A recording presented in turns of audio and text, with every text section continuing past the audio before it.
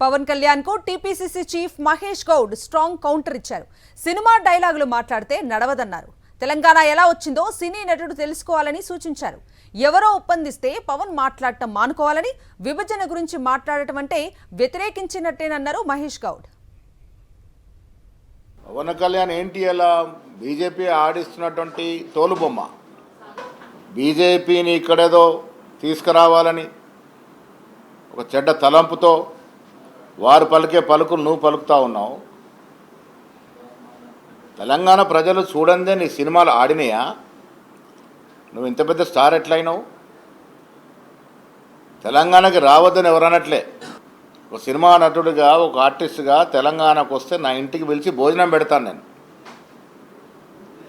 కానీ 2 జూన్ రోజు నువ్వు వచ్చేదో సభ పెట్టి ఇక్కడ శాంతి భద్రతకి విఘాతం కలిగిస్తానంటే ఏ ప్రభుత్వం ఆపుతుంది? మా ప్రభుత్వం కూడా ఆపింది.